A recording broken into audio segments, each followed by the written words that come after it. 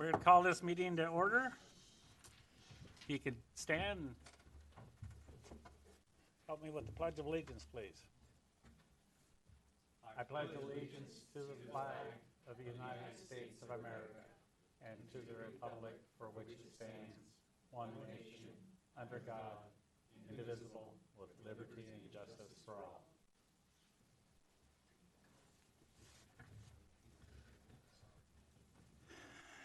Good evening.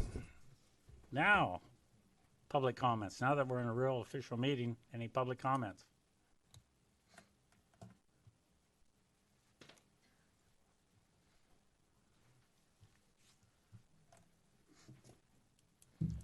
Hello, my name is Frank Brandon. You may have noticed I've been here for most of the meetings here for a while. A couple of things happened that made me say, I think I need to go to these meetings. Now, I couldn't be at the last meeting because of a medical thing. And so I thought, well, it's on video. I'll watch it. Great. So I sat and I watched the regular session video. The regular session lasted 45, 48 minutes last time. 28 minutes of it were two fellows that sat here who represented the growing operation that is leasing and trying to buy property from it. Okay. So the thing is, I couldn't hear them. Because they're here, they're talking to you. You hear them. Oh. Okay? It's between both of them. And I could crank up the volume really well and sort of hear something about that, and then the mayor would ask a question in his voice. So you're not doing a good job here at the volumes. You either got to force these people to have it in front of them, or turn up the volume, or something. There's got to be a better way of doing this. We've got a new microphone ordered for there, right? So it came in yesterday. It does not work. It is on the wrong frequency for what is needed for the equipment that we have.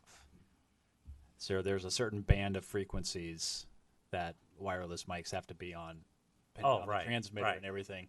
The one I purchased does not match the equipment that we have. So I have a follow-up question or follow-up comment. How soon after the meeting are the minutes available online if somebody wanted to read the meeting? If he wanted to read their comments, since he couldn't hear the comments, or for people at home that can't hear comments, how soon after a meeting could you read them? They don't get on until after the minutes are approved, which is whenever. Next meeting. That has not happened yet. Oh, because we approve them tonight. Right. Okay, I just am trying to make sure that if people aren't heard, that there is a way that ultimately anybody could go back, even if you don't have a computer. Yeah, that you could and go I back and read it understand. later. I know what you're trying to do. Right. But I don't know that y'all ever go home and say, I think I'll watch what I was just sitting through. So you don't know Well, we don't necessarily. always catch the people that aren't talking into it. Certainly, and I understand that. To continue with that just a little bit, you have a camera. That camera zooms in here. You get the feet. You can see my feet on that camera. And you can see about 8 inches of that screen. Now, this afternoon, I watched a little bit of it, and the gentleman was here explaining the intersection up here, referring to the slide. I couldn't see that either. Could you tilt the camera up a little bit? It's a small thing. But if the purpose of having this online is to allow people who cannot be here because they're working or they're infirmed or whatever, find out about it. Super, Hey, that's a awesome couple of little feedback. tweaks. That's awesome feedback. Okay. That's one. One question, and this is for Matt and for you. Is it possible, since we have that electronically on the screen, to electronically put it in the TV mode? yes, So you can stream what's on the monitor onto the live stream as well as Comcast. That is controlled by Kathy, and she is usually busy doing this a lot of the times, and so it doesn't allow her a lot of time to go over and switch cameras and put this Even if up you could and put split this screen down. it or So, something like that at times. I was going to say I do have the company that did this work and got us to this point. I have another company that I've reached out to from Lake Oswego that is probably going to come out here next Thursday or Friday to look at the entire system. They have actually gone and are probably watching this session right now, but they've gone back and watched some of the other sessions so they can see some of the issues that we're having. biggest thing that I'm waiting on is the Comcast franchise agreement. In that franchise agreement, there are PEG funds that are made available to the city for doing upgrades for the system. It's what paid for what we have now. I am hoping to once we get the franchise agreement signed and agreed, then we get a check for those PEG funds right out of the gate, and then I can use those funds to upgrade the equipment better than even what we have now. We were limited to about $20,000 when we did this type of upgrade from what we had before.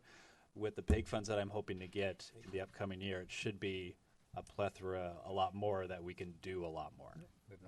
I will work on trying to get the camera settings set so I can, because we have that camera that I could probably set to go to that screen, and I might be able to switch, and it might be easy to do instead of having to move that one every time. So I may be able to do that, and then I'll also work on trying to get my communication going with whoever's the leader of the meeting so that we can make sure that they speak into the microphone. One small step, that's all. One thing that helps, Frank, if you sit at the end of the bench there and look this way, at least we can get the side of your face. Right. There's two pictures, one at the post office this way and one this way. That's correct. That's an old joke. It's Okay. that way that as I say, if instead of sitting where you are now with your back to the camera, at least you get your side of the camera. And hopefully electronically we can get the screen, which we've got electronically, into the transmit mode. Then we don't have to switch cameras. We just do it with fancy switches and blue smoke when it doesn't work. Okay, now I got another topic. And this is, I'll try to make this quick here. Okay. And so a couple of separate points and then I'll loop them all together. A couple of months ago, Councilor Carlson was bemoaning the fact that people who were nominated, or she couldn't fill spots on the Arts Commission easily. And that was an issue. Councilor Morton said, wouldn't it be great if we mentioned that, put the word out, let people know about that for a while? Okay, that's point number two. Number three, Councilor Locke last year said he's leaving at some point. He's leaving in January or May or June, but some point he's leaving. In December, I had a conversation with the mayor just outside. We were talking after one of the meetings, and I asked him how your position, Councilor Locke, would be filled. Is it elected or appointed? He said it's appointed. Okay. So now, with all of that in mind, the election in November, Councilor Topaz won by 42 votes, less than 1% of the votes cast. He defeated a lady who was highly regarded, got accolades here when she left from both y'all and the public. Okay. Councilor Morton ran against two other people. He did not have the majority of votes cast, but he had more votes than anybody else. He won by 155 votes. The lady who was second there runs a business over here. Maggie Clayton runs a business in this downtown area. Now, these are two people who wanted to sit on this council. My point is, at some point, Councilor Locke is going to go. At some point, you are going to appoint somebody. Why not consider those two women who wanted this job, as opposed to people who might not want this job? And I don't know either one of them. I've never spoken directly to either one of them, so this is not like my pal or anything. I just wanted to throw that out there. It's going to happen at some point, as Councilor Morton said. Let's lay the groundwork for something that's going to happen a while down the line, as opposed to, oh, it's first meeting in July, and we need to pick somebody. That's all. Just wanted to make that point. The last time they had to replace a seated counselor, they actually took applications and they interviewed them in this room and in a public forum. That's a great And idea. so then everybody got to meet them, and so it wasn't somebody's friend or somebody that had a secret meeting. It was like everybody interviewed, everybody got to hear it, and the council voted who was the best to match the team. Yeah, I tried to look it up and could not find the 'cause it's exact not happened methods very of. often. Yeah, It was when Phil Barlow passed away. But that's been 8 years ago. So it doesn't happen very often. But that it is an open process, and definitely every time I talk to anybody and they ask me about it, it's like it'll all be in the paper when it's time, and there'll Good. be an application process. Anyway, I So- come, I observe. Those Super. are two of my observations. So, Thank you. So just for clarification, the ruling on that is if somebody quits within the first 2 years of their term, then it goes to a vote, Of regular election. a regular election. Okay, good. If it's after 2 years, the midterm, then the council They're could, appointed for the remainder of the term? right.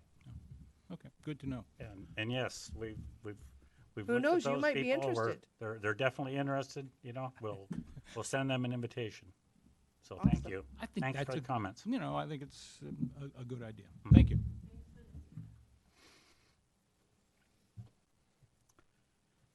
Any other visitor comments? These are all new students coming in, I'm assuming? Yeah, under the wire. They're late, they gotta give a report.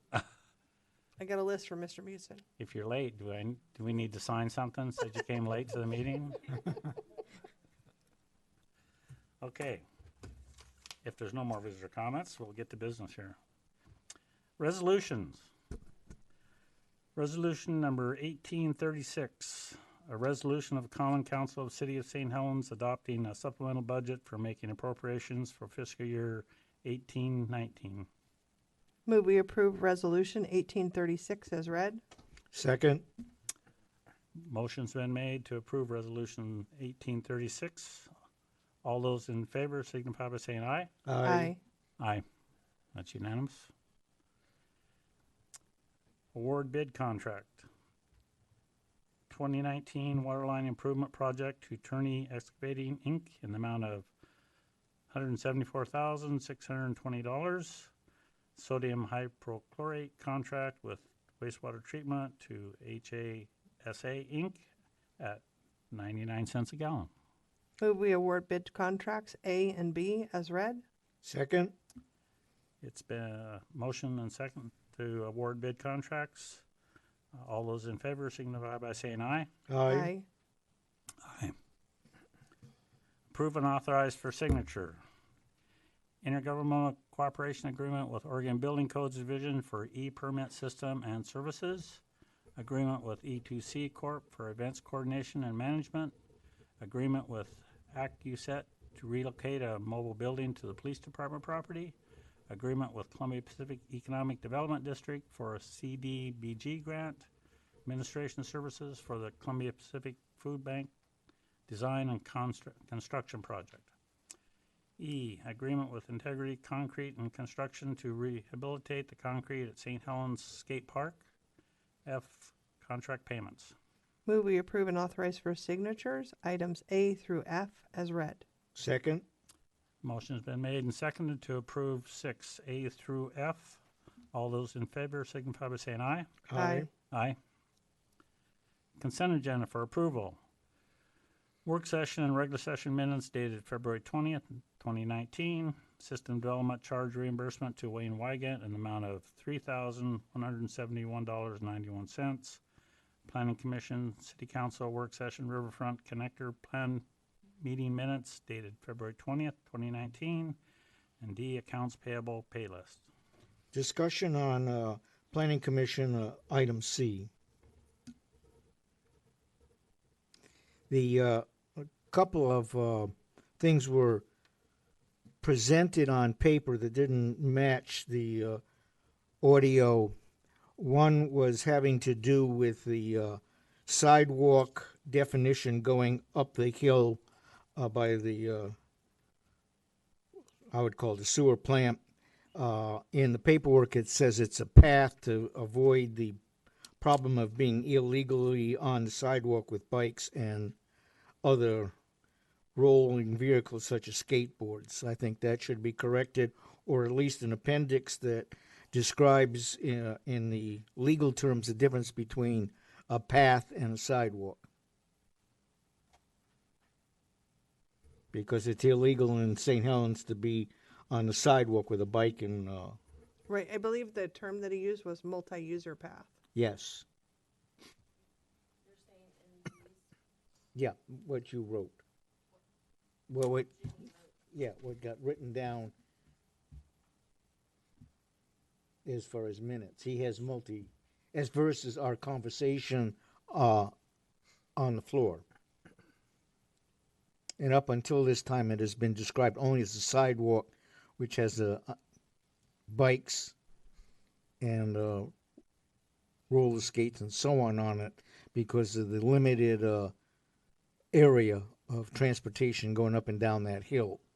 Is there something specific that you can point to in here that Yes, it says. Dun, dun, dun. The term is multi-path, multi-use path. Dun, dun, dun.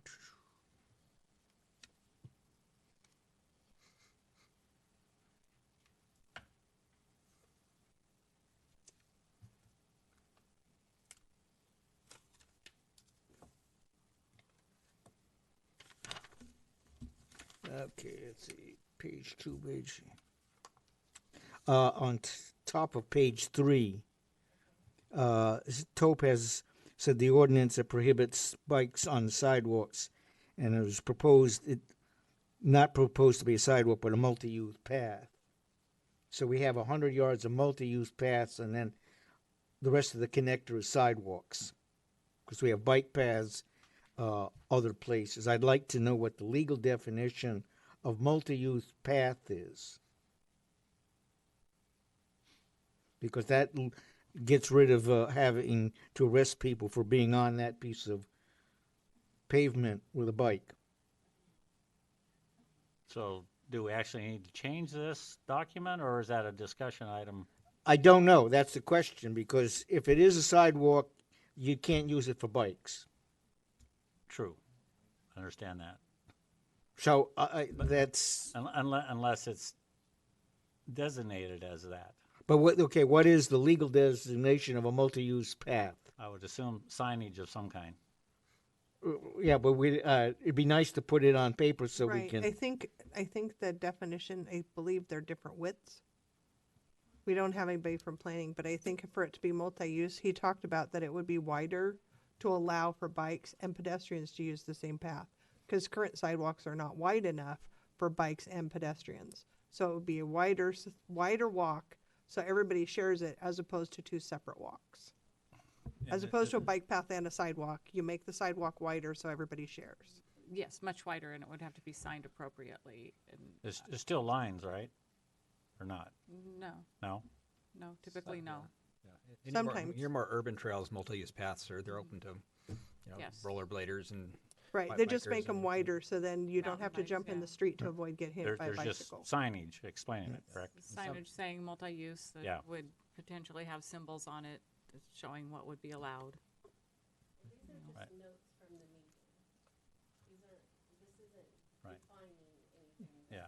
Well, I would, I'm just trying to make sure that there's a star there with an appendix. This is, for description of what it is, because, This reflects what was talked about at the meeting. yeah, I agree. But But the we- full packet will have that definition in it, won't it? The full packet, Right. the presentation at the end. We're just, We'll we're have just the items doing the defined. minutes right now. The We're just actual, approving the minutes. the actual plan. Right, the actual Can plan inc- will have the can appendices include with the definitions. Because we've been very loose up until this point. It's basically been a sidewalk system all the way from Route 30 all the way to First Street. And we pushed that, and then that's where the multi-use path first appeared. And that's what I'm trying to, The connector plan itself is going to be. It'll have the definition in the actual plan. yeah. But I want to make sure everybody knows that 100 yards is coming as compared to. It's differentiated. Yep. The other thing that I've noticed, and it's kind of a scary way of getting into trouble, is all the descriptions at the many meetings. The path of description starts off downtown, goes through the veneer plant, goes up the hill, and goes out to Route 30. And this is very nice because everybody here knows that. The connector plan, though, will be most valuable for someone who doesn't know what we are in St. Helens, comes off Route 30 and actually goes the other direction. And you would expect, when describing this connector, this is what an outsider would see. I mean, we're talking about the same piece of ground, but the view of it is quite different from somebody who knows it coming from in town going out of town versus someone who doesn't know it coming from out of town into town. And I think that presentation should be made.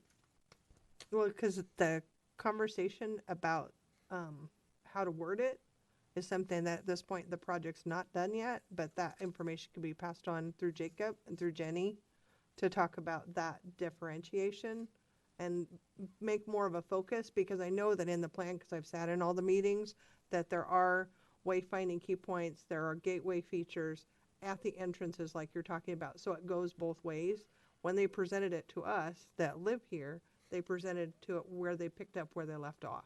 And that's why they did it in reverse to us, because they had done the connector from Highway 30 down Columbia all the way to that corner. So they're like, they started where they left off, which makes sense from an inside local person standpoint, but doesn't make sense for a new person coming here. That's what I'm pointing out. But when they put the book together, you know, it could be done either way. Because right now, if we're trying to enhance entrance into St. Helens, you would expect we would push the Route 30 to downtown way in, not for what everybody is used to. Because a lot of these little things, like Al Peterson brought up, backing out of my driveway across the sidewalk and a bike path into the traffic, gets to be a game. And there are descriptions that you need a turnaround in your front yard so you drive out forward rather than backing it in. Some of these are small details. Being here in town and doing it normally, we would forget, and my fear is it would not be put in the correct description when we actually get to the final package. I think that the issues were brought up, and they did take subtext. The little guys that did the presentation, I never remember their name, the Mats. I think that's where they are, the Mats. The man was presenting, and the other guy was transcribing every single note. So I think you'll be surprised at how many footnotes get caught in the connector plan. Well, not seeing them, that's why I'm raising my hand now. Right. We have the original one too, is available to look at. I don't know if the link's still live online from the first one, that it would give you an idea of what it looks like, and then you can kind of read through that and see, I think we need to add this to it or whatever. Well, the other point they made, which is again in the paperwork here, they're talking about trucks of 40-foot length. And I know the people bringing beer downtown are coming in 18-wheelers, which are 60-some foot long. And if we have a large number of multifamily homes or condos on the waterfront, moving vans and all are 60-foot, not 40-foot. The guys did say that they had conversations at the mail site, and they had conversations at the grocery store about the lengths of trucks that they anticipate, because they don't just come down this way, they actually make a loop. And so they did have conversations, and they had actual merchants input on the size of infrastructure that would be desirable. And I would disagree with some of their conclusions about the people as compared to a truck driver. I mean, yeah, the guy came up and delivered the grapes and potatoes. We don't know how happy he was that he got here, but yeah, that 18-wheeler did get here. And if we're trying to get an industrial base for part of this, then I want happy truck drivers. Right, but the flip side is that even having come from a bigger community, that the community is designed for the citizens that live there, and it's not necessarily designed as an 18-wheeler thoroughfare. It's not meant to do that. It's like the zones don't mix together very well. And, you know, there's other pathways, there's other ways to get down here besides, I mean, there's 3 ways to get down here as there is today. And I trust that these experts that are sitting there, one of the other guys that sat there was from ODOT. He didn't talk very much at this meeting, but he did at the original things, and he was part of all the planning process as well. And I have to, as a layperson that doesn't design highways and doesn't design streets, you hire the best team, and you have somebody that is professional at designing streets and somebody from Oregon Department of Transportation looking at all the numbers. And if they don't know what they're doing when they've been hired to create this expert plan, we have to hold them accountable. It's not for me to go out and get the education and figure out and second guess them. That's their job. We've paid them to do that. Well, part of it is having to worry about loading docks and things like that. That's where I found some problems with some of their discussions and some of their, we'll say, suggestions that were made to them by people down here. Again, I'm looking in the future, looking at having problems with large trucks supplying things. I saw a pup, that funny trailer behind a dump truck bringing something, and that's much longer than 60 foot, and getting one of those things around one of those circles would be a game and a half. Trying to make it, the town, as friendly as possible, at least part of it, for heavy equipment, throwing everything on the top is what I'm pushing. Right, but there's workarounds for large deliveries that happen less often as opposed to every day. I mean, we've all seen the videos on YouTube of them moving houses to Bend. And how do they take a house over Mount Hood to Bend? They figure out how to do it, and there's ways to work around to do those things for special large deliveries, large building projects, and that's all part of the cost of development. Yeah, agreed. And now the question is, if we have an industrial site, how often are those large deliveries? As it stands today, with nothing, no big deal. And in fact, you can always force the big moving vans to offload and transfer to a 40-footer. Doesn't make them happy, but it can be done. Right, but double tractors have been driven into the white paper site for 50 years. And so we're not changing any of that interchange. My ex-husband drove doubles to the Veneer property down here for years. They get that job because they know how to maneuver that truck. And they have to get it into places that are not designed for 18-wheelers, but they manage to do it. Yeah, again, trying to make people as happy as possible to do it. Again, aiming down the road at 20 years or so as compared to, right now you don't need it, obviously. But at one point you're going to. If you, one of the thoughts that we've kicked around in this town is let's have a ferry landing here, which means we're going to have a lot more traffic, not the 150%, but much more than that for the ferry.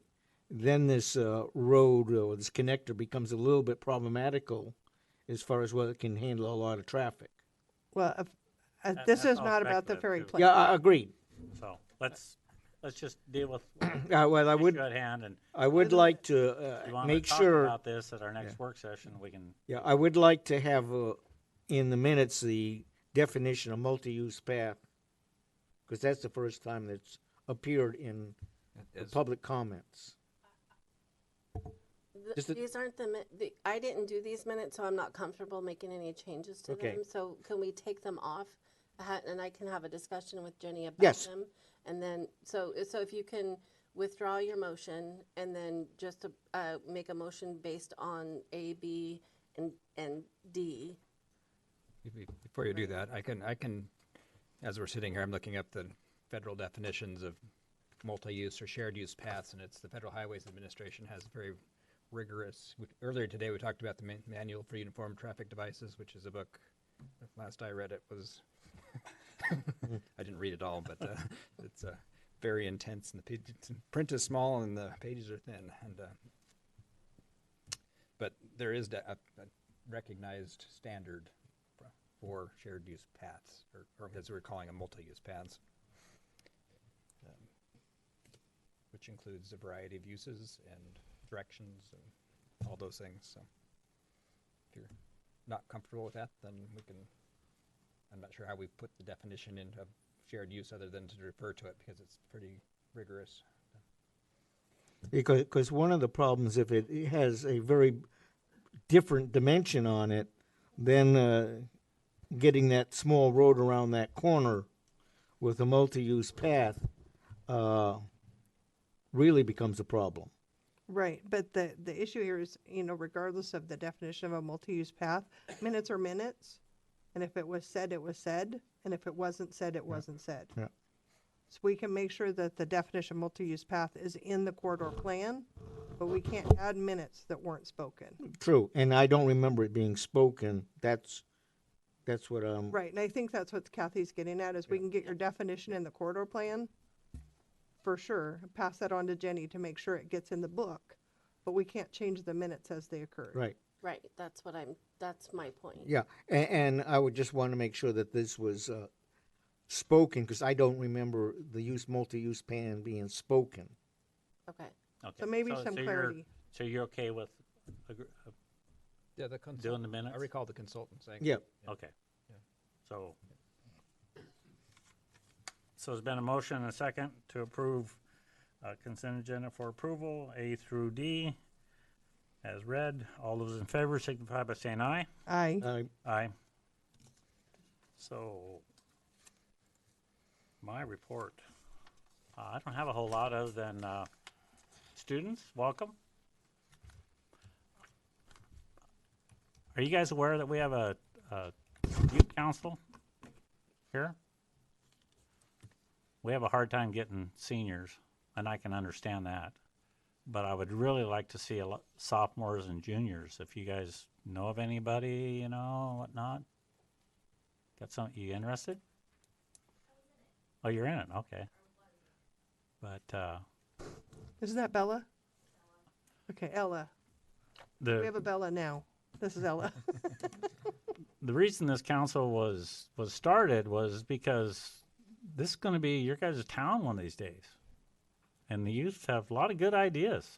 I am just totally impressed with the youth council and all the ideas they've come up with, and some of the facts are a little scary, but other than that, it's always good information.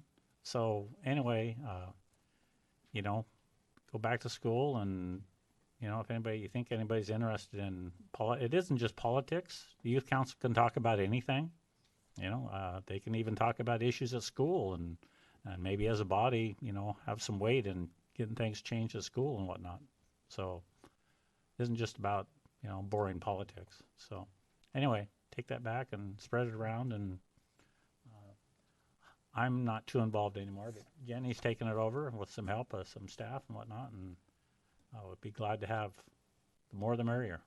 So that's all I have. Councilor Carson. This Saturday is the opening for the rec center. It's 3 to 5. There'll be light refreshments. Come check it out. That's the number one thing the youth council talks about, is places to hang out. It's kind of cool to have a place that you can go to, meet your friends, shoot some hoops, even on a rainy day. So just looking forward to lots of really cool things are coming up. People are working very hard on a lot of great opportunities for young people and for families in our community. And just keep your eyes peeled. The school's working with us, and school's working with the newspaper, and just things are coming together more than I've seen in the 20 years I've lived here. So I'm optimistic that people are seeing the light and finding a better path. So I'm hopeful. That's all I have. Okay. Councilor Topaz. No, we'll comment on the number of students came and talked about the skate park, and I was impressed with their presentations, which goes to say if you got something to do, don't be afraid to give a presentation, because what we've seen from the students has been good. We've seen adults we won't discuss them very well, so don't feel like you're not a part of it. And remember, some of you guys are going to be the age to vote very soon. So this becomes real in your house. And spend time learning about the issues. Don't just vote, but learn about the issues.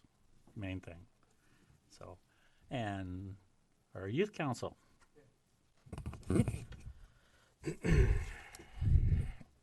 During this So during this Monday's youth council meeting, we worked on giving our council a better structure. This basically just means we were creating a rotation for each position, so everybody gets a chance to have some kind of leadership role or a speaking role. We were also asked to review the budget of St. Helens, which I think we went over that today in the resolutions. We'll probably make a sample budget with a pie chart or a graph, and we'll review it and just, I guess, critique it. And then we were asked what businesses we would want to see in the city of St. Helens. And it probably goes without saying that the youth were mainly interested in food, but they also wanted sporting goods stores and restaurants. And on the topic of food-related businesses, the newly painted skate park at McCormick, with its coming grand opening day, would greatly benefit from food carts within the park. This was actually suggested by Topaz. There's a small patch of grass directly adjacent to the skate park, which would be easily converted into a small lot to hold 1 or 2 food carts. The carts would be perfect center between the skate park, the library, and the busy baseball fields, as kids are, those get really busy during the baseball season. Those wouldn't be the only source of business for the carts either, as most people wanting more variety in food would go out of their way to eat at these food carts. The money from renting the space and the electricity for the food carts would also go to the city, mainly the Parks and Recreation program. It would be a really easy project for the city to do, and it would be a win-win for the city and the local food carts. That it? Okay, thank you. I hadn't even thought of all the people that live over there that would want to walk and get dinner and eat in the park. That people would do that, go get their dinner and go sit under the tree and take a walk, let their kids play and have dinner right there in the park. Yeah, for sure.